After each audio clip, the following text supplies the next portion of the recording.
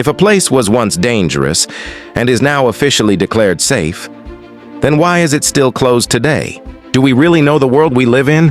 Does every crime ever come into the light? Does every missing person eventually get found? Or do some truths disappear forever? How can a human vanish from a location covered by complete CCTV surveillance without leaving a trace? If cameras see everything, then why are there no answers? Does CCTV show the truth, or only what we are allowed to see? If someone is clearly seen entering a place but is never seen leaving it, where did they go? Are blind spots and hidden tunnels real, or are they just convenient explanations? And if the truth is known, why is it still hidden? If these questions make you uncomfortable, they are meant to. They are not random thoughts or internet fantasies. They are drawn from real cases, real footage, real records, and real people whose stories were never fully explained. This documentary is not about creating fear, and it is not about conspiracy for entertainment. It is about patterns. Patterns of silence, denial, and unanswered questions that repeat across countries, systems, and institutions. The world we are about to explore is not hidden in ancient myths or distant legends. It exists right now, within our cities, beneath our streets, inside our systems, and behind official explanations that often stop short of the truth. What happens when places are declared safe but remain closed? What happens when evidence exists, yet answers do not? And what happens when questioning the narrative becomes more dangerous than the truth itself? This is not a story about the unknown. It is a story about what we are not allowed to know. If this documentary made you think, make sure to watch till the end. Subscribe to the channel for more real stories, real questions, and real investigations. Like the video and share it with others who want to understand the truth beyond headlines. In a world driven by technology, information, and constant connectivity, we often believe that truth should be easier to find than ever before. Cameras watch us, data tracks our behavior, and institutions promise safety, justice, and accountability. But if everything is recorded, why does certainty feel so rare? And why do answers seem to disappear exactly when they matter most? Beneath this surface of order lies a disturbing reality, one where people vanish without explanation, systems fail silently, and truths are buried under layers of authority and denial. Is this failure accidental, or is it a consequence of power protecting itself? And when denial becomes routine, who is responsible for uncovering the truth? Unlike ancient legends or mythical lost civilizations, today's mysteries are unfolding in real time. They are not buried in history books. They are happening now, in places we trust the most. Hospitals, schools, courtrooms, government offices, and even within our digital devices. If these spaces are designed to be safe and transparent, why do so many unanswered questions emerge from them? And why do official explanations often feel incomplete or carefully controlled? These are not stories passed down through centuries.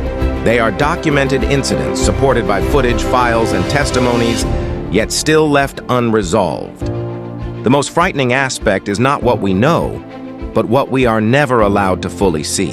Who decides which details remain hidden? And what happens when access to truth is restricted?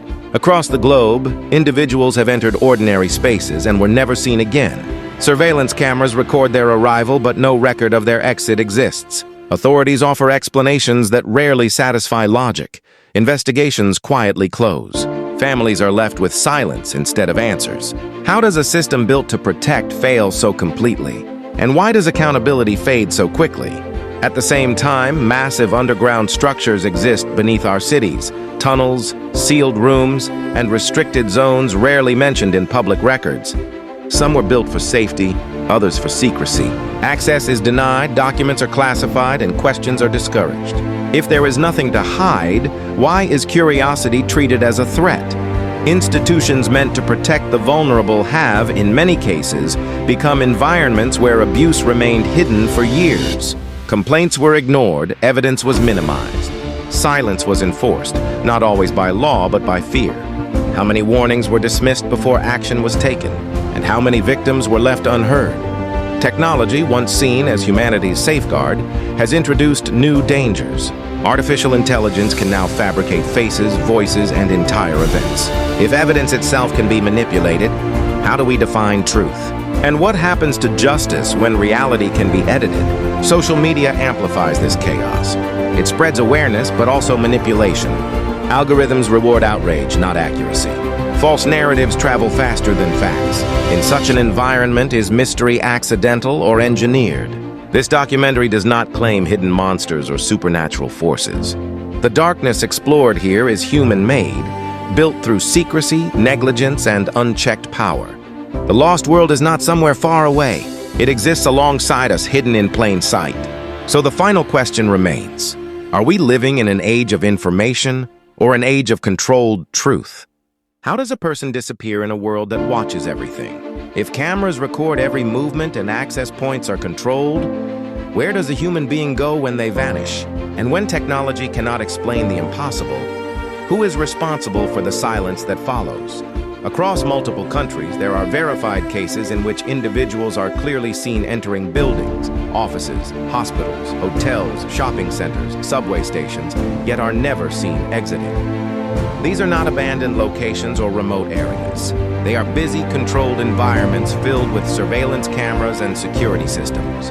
If these systems exist to ensure safety, why do they fail at the exact moment a life disappears? In many cases, investigators review hours of footage. The person is visible entering calmly, without distress. Minutes later, their trail ends. No exit footage, no alarms, no witnesses. How does a system designed to leave digital footprints produce a complete absence of evidence? Is it possible for someone to vanish without leaving a single trace? Authorities often suggest technical explanations. A camera malfunction, a blind spot, human error. But how often can these explanations repeat before they stop being convincing? And why do these failures seem to occur only during disappearances, never before or after? If footage can be lost or overwritten, who controls that process and why is it rarely questioned? Buildings are searched extensively. Basements, rooftops, stairwells, elevator shafts, and maintenance tunnels are examined. Nothing is found. No physical remains. No signs of escape. No evidence of violence. If the person did not leave and did not remain, what explanation is left? And why are alternative possibilities so quickly dismissed? Families are forced into a state of permanent uncertainty. Without a body, there is no closure. Without answers, grief has no end. How do you mourn someone whose fate is officially unknown? Why are families often advised to stay quiet? And what happens when asking questions becomes emotionally and legally exhausting? As time passes, investigations slow. Files are marked inactive. Media attention fades. The case becomes a statistic rather than a story. But why does urgency disappear when clarity is absent? Is it a lack of resources or a deliberate choice to move on? And who decides when a missing person is no longer worth pursuing? Transit systems and airports introduce an even darker concern. These spaces operate under extreme security, layered surveillance, and strict access controls. Yet people have vanished inside them as well. If disappearances can occur in the most monitored places on Earth, what does that mean for public safety everywhere else? Some officials suggest voluntary disappearance. But how realistic is that in a digital age where every transaction, movement, and interaction leaves a record? How does someone erase their identity overnight without assistance? And if assistance exists, who provides it? Each unresolved disappearance leaves behind more than unanswered questions. It weakens trust in institutions. It introduces fear into ordinary spaces. It forces a chilling realization. Mystery is no longer confined to fiction. It exists within systems we depend on. So the question remains unavoidable. Are these disappearances the result of failure or of something intentionally hidden? And if the truth is being concealed, how long can it remain buried? What lies beneath the cities we believe we understand? How much of the world around us exists beyond public awareness? And who decides which spaces are visible and which must remain hidden? Above ground, cities represent progress, structure, and control. Streets are mapped, buildings are documented, and infrastructure appears fully accounted for. Yet beneath this organized surface exists another layer. Vast networks of tunnels, sealed chambers, restricted corridors, and underground facilities rarely mentioned in public records. If these spaces are harmless, why are they absent from official maps? And if they are necessary, why is public knowledge so limited? In several countries, construction projects have accidentally breached sealed underground areas. Workers reported entering rooms that did not appear on any blueprint. Why were these spaces undocumented? Why were some sealed behind reinforced doors? And why were authorities quick to secure these sites and restrict discussion immediately after their discovery? Urban explorers who have entered restricted underground zones often describe unsettling environments, abandoned medical rooms, rusted restraints, equipment with no clear purpose. Are these remnants of outdated infrastructure or evidence of activities never meant for public scrutiny? And if these are merely historical leftovers, why are they still treated as classified? Governments frequently justify underground secrecy under the label of national security. But how long can security justify total silence? Why are citizens denied information about structures beneath their own cities? And who determines what the public is allowed to know? Official records in some regions show inconsistencies. Maps are altered. Documentation omits entire underground sections. In the digital age, where information is easily stored and shared, how does such erasure occur? Is it accidental or deliberate? And if records can be changed so easily, what else has been removed from public history? There are also reports of signs indicating long-term human presence in certain underground locations. Personal belongings, sleeping areas, food containers. If people lived there, who were they? Why were they underground, and why is there no public explanation? Access to these areas is not only physically restricted, but legally enforced. Trespassing laws are aggressively applied. Photography is prohibited. Discussion is discouraged. Why does curiosity trigger such severe consequences? What level of secrecy requires this degree of control? Some believe these underground spaces exist for emergency use. Others suspect surveillance, detention, or experimentation. Are these suspicions exaggerated or fueled by the absence of transparency? And when transparency is removed, can trust survive? The existence of hidden underground worlds forces an uncomfortable realization. Our understanding of society is shaped by what we are permitted to see. But should any part of a city exist entirely beyond public accountability? If these structures are inactive, why are they still guarded? If they are active, why are citizens uninformed? And if entire worlds exist beneath us without acknowledgement, what else exists in plain sight that we have been trained not to notice? What happens when the places designed to protect people become the very places where harm is hidden? How does trust survive when institutions built on care, education, and justice begin to operate behind silence? And who speaks when those inside the system are afraid to? Schools, hospitals, care facilities, and correctional institutions are meant to safeguard society's most vulnerable individuals. Parents trust schools with their children. Patients trust hospitals with their lives. Citizens trust institutions to act ethically and responsibly. But what happens when that trust is misplaced? And how many warning signs are ignored before damage becomes undeniable?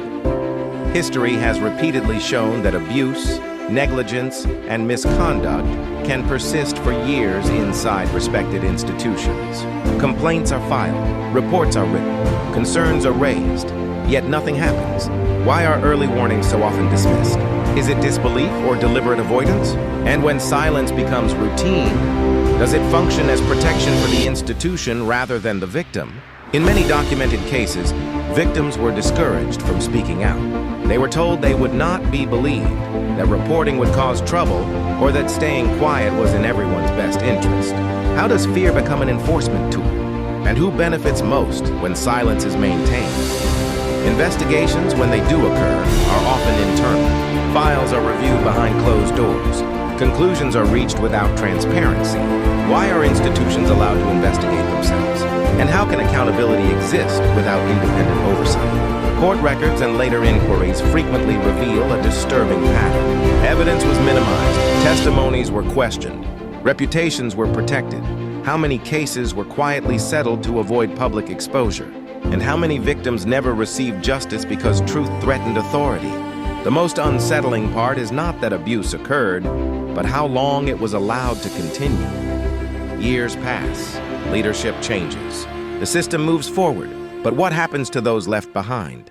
How do survivors rebuild trust in a society that failed to protect them? Even when cases finally reach the public, damage control often replaces accountability. Press statements are released, apologies are issued. Policies are revised, but are these actions meant to create change or to restore public image? And why does reform so often come only after exposure?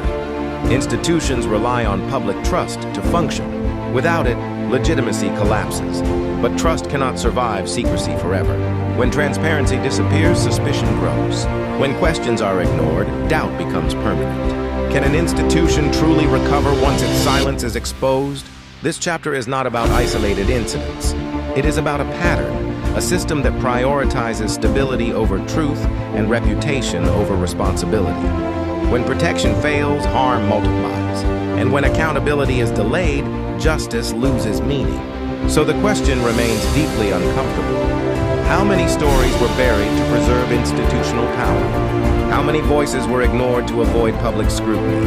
And how many truths are still hidden, waiting for someone brave enough to expose them? What really happens inside a courtroom once the doors are closed? Is justice always as transparent as it appears from the outside? And how much truth is filtered before it ever reaches the public? For most people, courts represent the final authority, where facts are examined, evidence is weighed, and justice is delivered.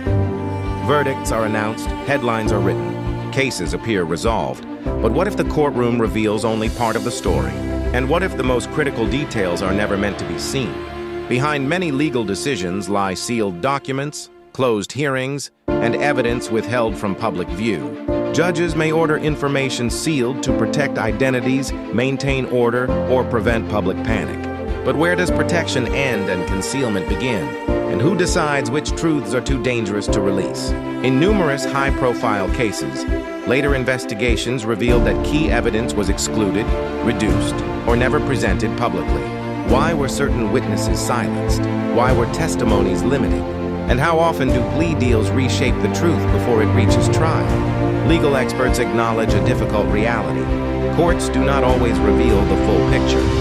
Procedural rules, institutional pressure, and negotiated outcomes can all shape a verdict. If justice depends on what is allowed into the courtroom, what happens to the truth left outside? For victims, this secrecy can feel like betrayal. How do you accept a verdict when you know not everything was heard? How do families find peace when questions remain sealed behind legal language? And why does the system prioritize closure over clarity? Public trust in the legal system depends on transparency, but transparency weakens when secrecy becomes routine. If evidence can be hidden legally, how can the public be certain justice was truly served? And when doubt enters the courtroom, does justice lose its authority? Courts are meant to protect society from chaos, but when protection turns into silence, accountability fades. If justice operates behind closed doors, who is it truly serving? So the uncomfortable questions remain. How many truths are locked behind sealed files? How many verdicts tell only half the story? And if justice is incomplete, can it still be called justice? Can technology still be trusted to reveal the truth? Or has it become a tool to reshape it? When machines begin to decide what we see, hear, and believe, where does human judgment fit? And if reality itself can be manipulated, how do we protect truth? Technology was once humanity's greatest promise. Surveillance systems, digital records, and artificial intelligence were meant to eliminate uncertainty and expose wrongdoing. But what happens when the same tools designed to reveal facts can also manufacture illusions? And who controls these tools when their power exceeds public understanding? Artificial intelligence can now create deepfake videos, clone voices, and fabricate events with alarming accuracy. If a video can no longer be trusted as evidence, what happens in courtrooms, investigations, and journalism? How does society function when proof itself becomes questionable? And how many lives can be damaged before a fabrication is exposed? Social media amplifies this threat. Platforms reward engagement, not truth. Outrage spreads faster than facts. Emotional content travels further than verified information. If algorithms prioritize reaction over accuracy, are they shaping reality or distorting it? And who benefits when society is constantly confused? Many real-world crimes now begin online. False identities, emotional manipulation, and psychological grooming occur behind screens. Victims often realize the danger only when it is too late. How does accountability work in a digital world where identities are fluid and borders are meaningless? And why do harmful patterns continue despite repeated warnings? The psychological impact of this environment is profound. Constant uncertainty erodes trust, not only in institutions but in each other. When people no longer know what to believe, fear fills the gap. Does uncertainty make society easier to control? And when doubt becomes permanent, does truth lose its power? Psychologists warn that unanswered questions can be more damaging than bad news. When transparency disappears, people search for explanations elsewhere. Speculation grows, conspiracy thinking flourishes. Is this a natural response to secrecy or a predictable outcome of information control? Technology does not exist in isolation. It reflects the values of those who design and deploy it. So the critical question is not what technology can do, but who decides how it is used. Are safeguards enough when power is concentrated? And what happens when accountability lags behind innovation? We are entering an era where truth is no longer self-evident. It must be defended, verified, and protected. But can truth survive in an environment built on speed, manipulation, and profit? And if trust collapses, what replaces it? This chapter forces a final reflection. Are we losing control of the tools we created? Is society becoming dependent on systems it no longer understands? And if reality itself becomes uncertain, how do we find our way back to truth? Where is the lost world we keep searching for? Is it hidden beneath the ground, locked behind sealed files, or buried inside digital systems we barely understand? Or is it closer than we are willing to admit?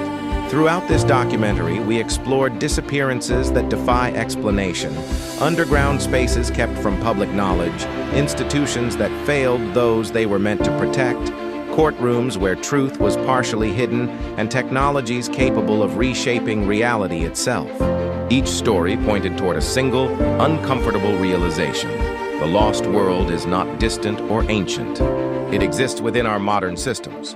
The most unsettling aspect is not the presence of mystery, but the normalization of it. When unanswered questions become routine, curiosity fades. When secrecy becomes standard practice, accountability weakens. How many mysteries have we accepted simply because they were difficult to confront? And how often do we confuse silence with resolution? Trust is the foundation of any society. Trust in institutions, trust in evidence, trust in one another. But trust cannot survive without transparency. When people feel information is controlled or withheld, fear fills the gap. Is fear the unintended consequence of secrecy, or its most useful outcome? We often assume that progress means clarity. More technology, more data, more access. Yet progress without ethics creates new shadows. If truth can be edited, evidence manipulated, and stories erased, what does progress truly mean? And who benefits when complexity replaces understanding? The danger is not that mysteries exist. The danger is when people stop asking questions, when doubt is discouraged, when curiosity is labeled as disruption. History has shown that unchecked power thrives in silence. So who challenges that silence when asking questions becomes uncomfortable? This documentary does not offer final answers because final answers require transparency, accountability, and courage. What it offers instead is awareness. Awareness that mystery is not always accidental. Awareness that systems can fail by design as well as by neglect. Awareness that truth demands effort in an age that rewards distraction.